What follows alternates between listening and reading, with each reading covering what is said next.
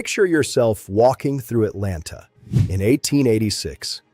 Dust and horse carts, gas lamps, wooden sidewalks still creaking under the weight of a city rebuilding itself. In a modest backyard across town, a pharmacist named John Pemberton is leaning over a three-legged brass kettle, stirring a dark syrup he's been tinkering with for months. He's chasing a headache remedy, something to settle nerves and calm an upset stomach. What comes out of that kettle isn't medicine. It's something stranger, something sweeter, something you've never tasted before. Pemberton carries a jug of it down the street to Jacob's Pharmacy at Marietta and Peachtree, a popular soda fountain and social hub. Marble counter, spinning stools, men in shirt sleeves stopping for a cold drink between deliveries. There, he mixes the syrup with fizzing carbonated water and sells it to you for a nickel a glass. Just a nickel. Cheaper than most drinks on that fountain menu, because he wants you to try it without thinking twice. You wouldn't have rushed in there either. On day one, maybe a dozen glasses sell. By the end of the first year, this drink is still only selling about 9 glasses a day. 9. In a city of tens upon tens of thousands. Pemberton has no idea he's sitting on anything close to history. To him, this is a modest side business. One more product on a crowded shelf of tonics Atlanta pharmacists were bottling by the dozen that year. Here's what you couldn't have known, standing at that soda fountain counter. The formula in that kettle, virtually unchanged, would one day sit inside a company worth well over $300 billion. Not the building, not the land, just the recipe and the name stamped right on it. You'd have had no real way to call that. Not the customers sipping their nickel glasses, not the clerks behind the counter, not even Pemberton himself. But something was about to happen to that formula that had nothing to do with taste. It had everything to do with one man who saw what Pemberton couldn't. That story starts now. That man standing over the counter is Asa Candler, and he's not a dreamer. He's a pharmacist with sharp eyes for money nobody else in the room can see. In 1888, he buys the formula from Pemberton for $2,300. Not a fortune, barely enough to matter to most people. But you have to understand what Candler is really buying. He isn't buying a drink. He's buying an idea nobody else has bothered to price yet. Here's what separates Candler from every pharmacist who came before him. He doesn't taste the syrup and think about flavor. He tastes it and thinks about repetition. He wants your eyes landing on this name so many times a day that trying it stops feeling like a decision and starts feeling like a habit you already have. So he starts handing out coupons, free glasses, just to get the taste onto your tongue once.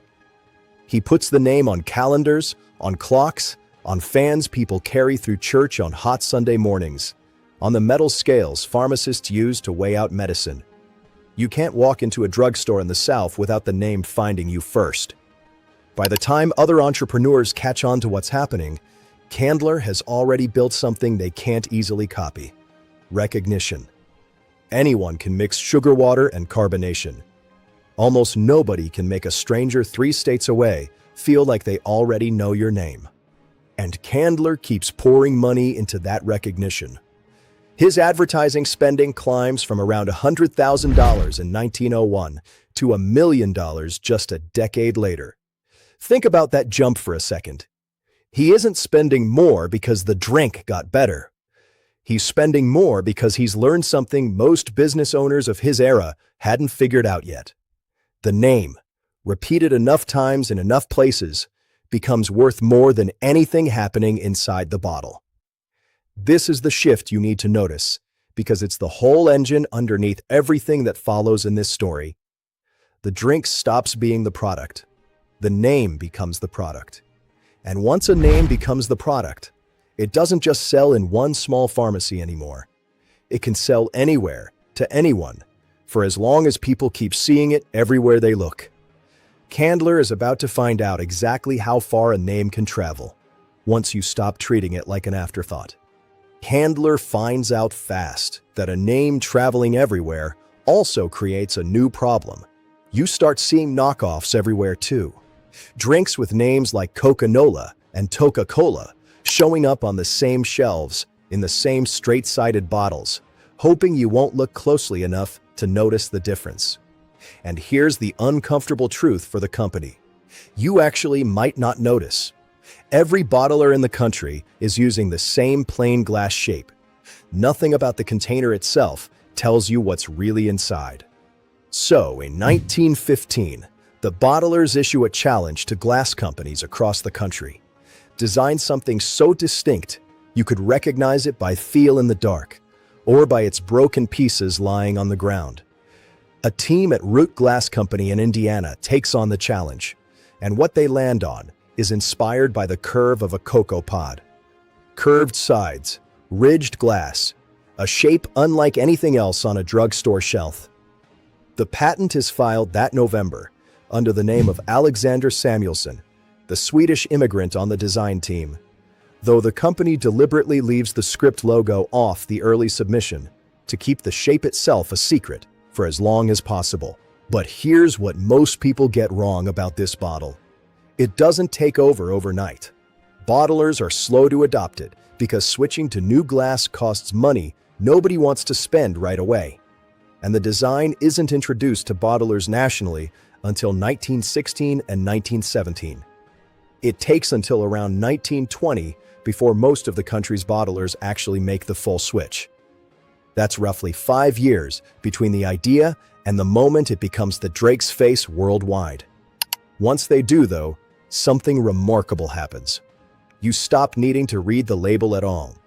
You could grab that bottle in a dark movie theater, or spot broken glass on the sidewalk and know immediately, without a single word in view, exactly what brand you're holding.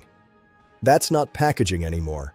That's identity poured into glass. This is the moment the brand stops living only in ink and advertising and starts living in your hand, in your grip, in the shape your fingers recognize before your eyes even catch up.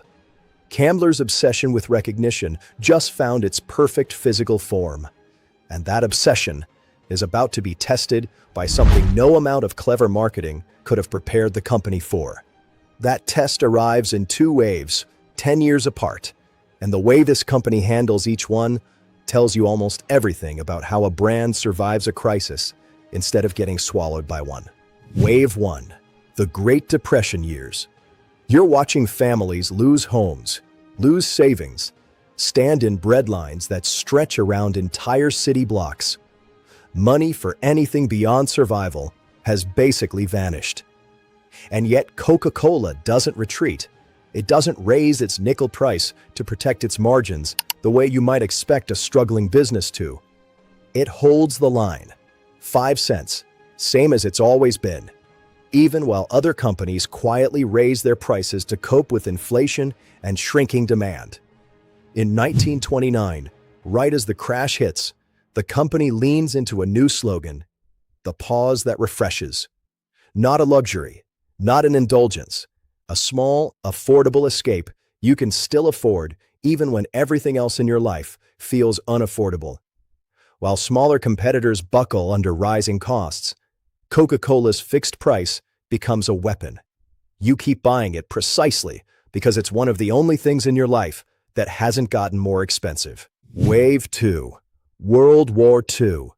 This time the threat isn't poverty, it's a literal world war.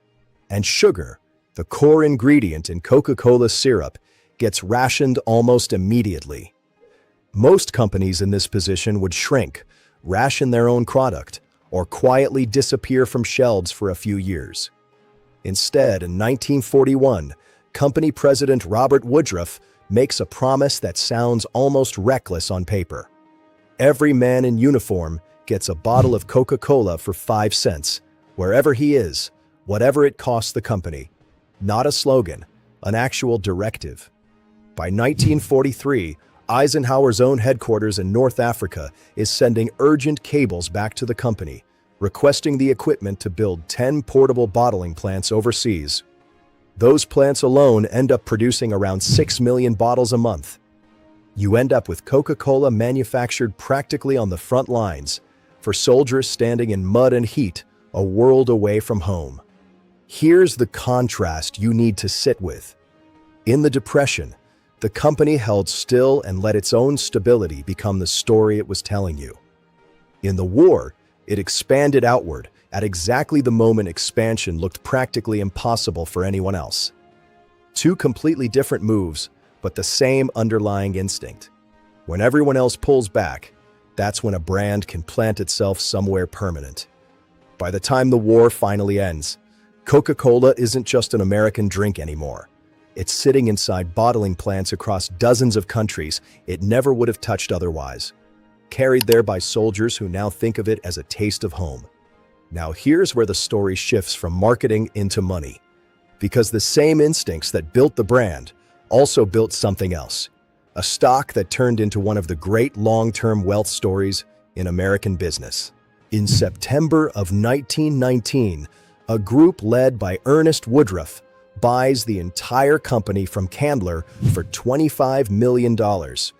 And that same year, Coca-Cola goes public on the New York Stock Exchange. The opening price for a single share, $40. Not a fortune by the standards of the men who bought it that day. Just a normal stock purchase, one more line item in a broker's ledger. Here's the moment that changes everything for whoever quietly held on and did nothing else. Over the following century, Coca-Cola splits its stock more than a dozen separate times. Each split doesn't cost you anything. It just multiplies what you already own. That single original share from 1919 eventually turns into over 9,000 shares. You didn't have to do anything. You didn't have to time the market, or pick a hot new company, or guess right about anything. You just had to hold on while it grew underneath you. And then there's the dividend, paid out every single quarter since 1920, and raised every single year for more than 6 decades straight without a single miss. If you took those dividends and reinvested them instead of spending them, buying a few more shares each time, the growth compounds on top of the growth. That's the quiet math behind almost every multi-generational fortune tied to a single stock. Not one lucky bet, just decades of patience stacked on top of itself. This is the threshold moment. Not a headline, not a dramatic announcement, just an ordinary stock sale on an ordinary September day that turned into one of the most studied examples of long-term compounding in modern business history.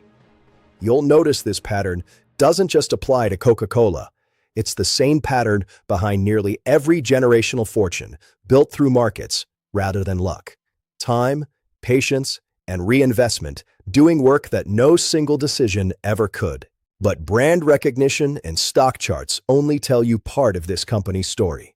There's another layer, one built entirely on mystery, and it's about to reveal something surprising about how much of a billion-dollar brand is built on the story people tell themselves, not just the product itself. You've probably already heard some version of this.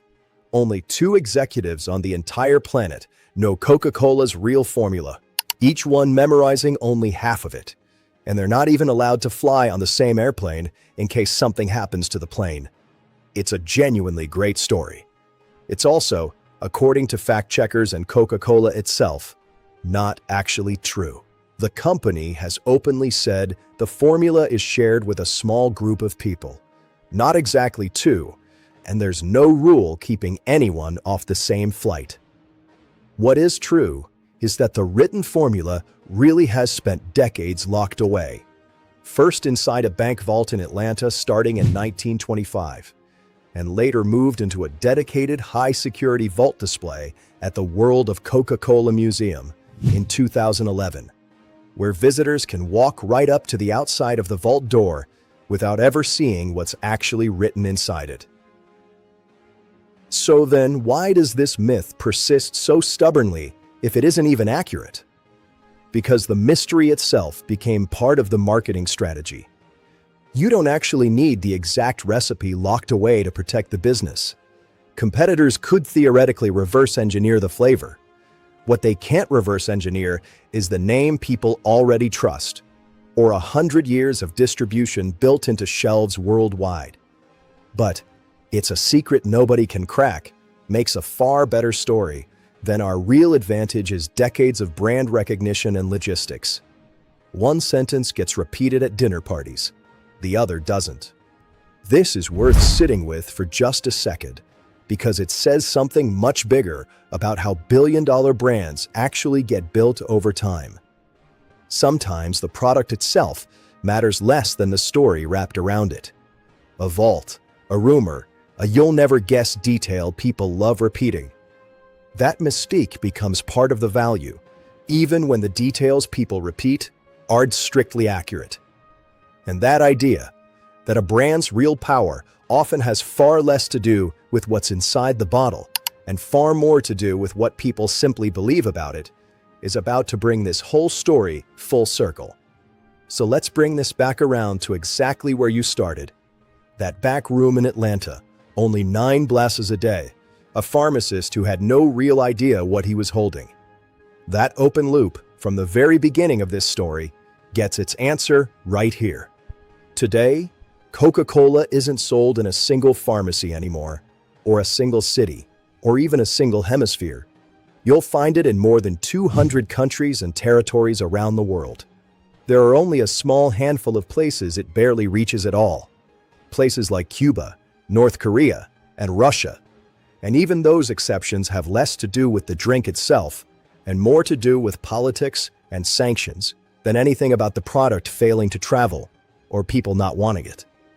Everywhere else, it's simply there, sitting in refrigerators and vending machines and street carts, so ordinary you'd barely notice it unless you actually stop to think about how it got there in the first place.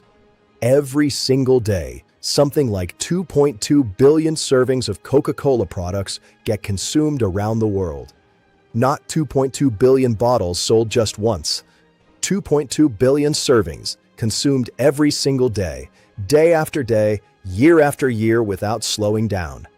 As of right now, the company itself carries a market value well north of $370 billion, built on top of a formula that, in its essentials, hasn't changed all that much since a pharmacist stirred it in a kettle behind his own drugstore.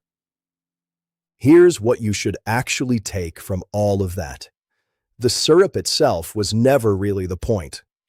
Pemberton mixed something interesting, sure, but interesting alone doesn't cross oceans on its own. What crossed oceans was a name people already trusted, a bottle they could recognize by feel in the dark, a 5-cent price that held steady through a depression and an entire world war, and a mystique wrapped around a formula that turned out to matter less than the story people kept telling about it. That backyard kettle in 1886 didn't know any of this was coming, and honestly, it didn't need to. Because 140 years later, you're still looking at the same basic drink, still wearing the same basic name, standing on top of one of the most recognized brands that has ever existed anywhere on Earth. So, here's the real takeaway from everything you just watched. Coca-Cola didn't win because Pemberton invented some revolutionary drink nobody had ever tasted before. Plenty of sugary sodas existed around that same era, and almost none of them turned into anything close to this. The difference wasn't the syrup. It was everything built around it. A name repeated until it became familiar. A bottle shaped so distinctly you could recognize it blind. A price that held steady through hardship instead of chasing short-term profit. And a story people wanted to keep telling long after the facts got a little blurry. That's a pattern worth remembering the next time you look at some so-called boring, ordinary product sitting on a shelf near you right now. The next massive brand probably isn't going to come from some flashy invention nobody's ever seen before. It's more likely to come from someone taking something simple and unglamorous, then building consistency, trust, and a story around it, patiently, year after year, decade after decade. So here's a real, genuine question for you. What's one ordinary, unglamorous product in your own life that you think has quiet, billion-dollar brand potential hiding inside it? Drop it in the comments below, because some of the very best conversations on this channel start exactly there. And if stories like this one about how ordinary things quietly turn into massive global empires, are your kind of thing. There's plenty more of that coming, so stick around for the next one.